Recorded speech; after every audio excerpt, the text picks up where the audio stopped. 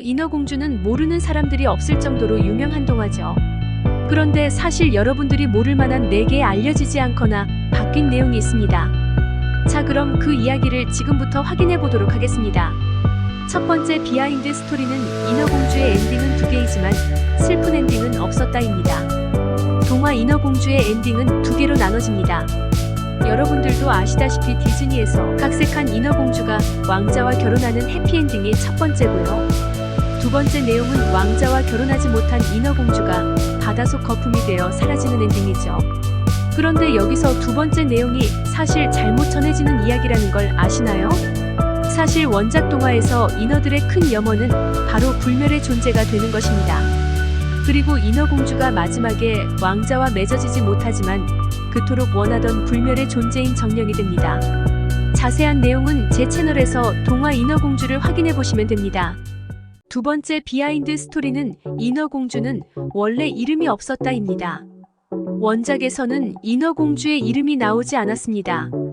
이름이 없는 이유는 왕자를 만나서 이름을 물어봤을 때 말을 할 수 없었기 때문이죠.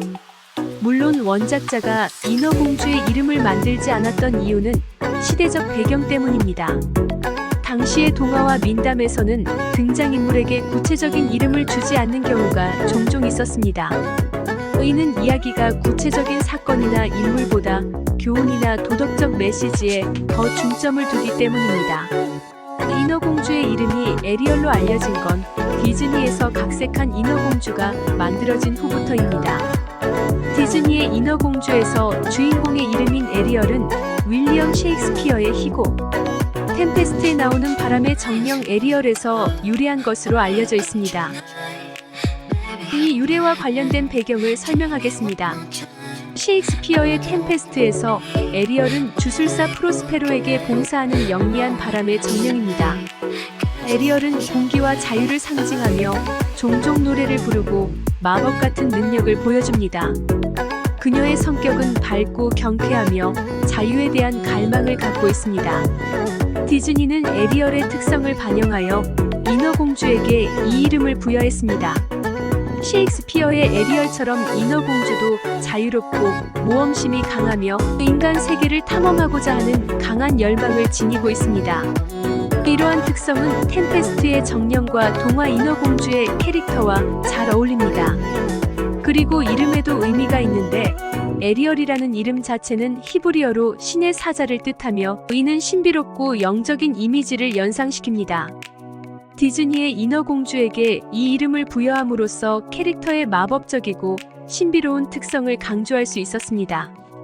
디즈니는 종종 고전 문학과 연극에서 영감을 받아 캐릭터와 스토리를 개발해왔습니다. 셰익스피어의 작품에서 이름을 차용함으로써 디즈니는 인어공주 이야기에 깊이와 문학적 연관성을 더했습니다. 결론적으로 디즈니는 인어공주에게 에리얼이라는 이름을 부여하면서 셰익스피어의 템페스트에 나오는 바람의 정령 에리얼의 자유롭고 모험심 강한 특성을 반영하고 캐릭터를 더욱 매력적으로 만들고자 했습니다. 세 번째 비하인드 스토리는 인어공주에서 나오는 마녀 우르즐라는 원래 착했다입니다. 디즈니에서 만든 인어공주는 마녀가 악역으로 나오게 됩니다. 실제 원작에서는 마녀가 악역이 아닌 선한 역할로 나옵니다. 인어공주가 사람이 되고 싶고 왕자와 맺어지고 싶다고 말할 때 사람으로 변하면서 받게 될 고통과 문제점을 알려주며 충고하고 그녀의 목소리도 가져간 게 아니라 사람으로 만드는 재료로 사람의 혀가 들어가기 때문에 인어공주가 벙어리가 된 것뿐입니다. 심지어 그 이외의 재료도 다 무료로 해주고 보답을 받지 않았는데요. 또한 인어공주가 왕자의 선택을 못 받을 때 인어공주의 언니들이 마녀에게 찾아가 도와달라고 할 때에도 다시 인어가 될 수 있는 방법을 알려주죠. 이런 마녀가 디즈니에서는 악역으로 각색되어 바뀌게 됩니다. 마지막으로 네 번째 비하인드 스토리는 인어공주가 명작 동화가 될 수 있었던 이유입니다. 인어공주의 저자 안데르센은 오랫동안 짝사랑했던 사람이 있었다고 합니다. 문제는 그 상대가 본인과 같은 동성인 남자였던 것입니다. 안데르센은 독실한 기독교인이었고 그 시대에 인정받을 수 없었던 양성애자로 이 사실이 알려지면 사회적 박해를 크게 받을 수밖에 없었습니다. 그리고 그 남자가 결혼한다는 소식을 듣고 크게 상심한 후 그 마음을 담아 집필한 게 바로 원작 인어공주였던 것입니다. 인어의 정체성을 생각해보면 소설 속에서나 수컷과 암컷으로 구분되는 것이지 실제는 남자인지 여자인지로 구분할 수 없습니다. 한마디로 성 정체성의 확인이 불가능한 캐릭터라고 볼 수 있습니다. 또한 왕자는 자신이 사랑했던 남자로 인어는 안데르센 자신으로 표현하여 양성애자로의 모습을 나타낸 것이죠. 하지만 시대적 상황과 종교적 문제로 인해 결코 이루어질 수 없었고 그 심정을 동화로 구현하며 본인의 마음을 표현한 게 바로 동화 인어공주였습니다. 마지막으로 인어공주의 결말은 왕자의 행복을 축복해주며 본인은 물거품으로 변할 것을 각오하는 모습, 그리고 인어들의 모든 염원인 불멸의 존재로 바뀌는 안타까우면서 한편으로는 다행스러운 결말로 사람들의 심금을 울리는 엔딩으로 널리 알려져 명작이 된 것입니다.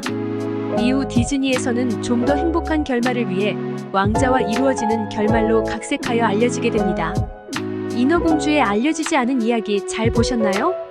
제 채널에 오셔서 더 많은 영상 시청하시고 구독과 좋아요 부탁드립니다.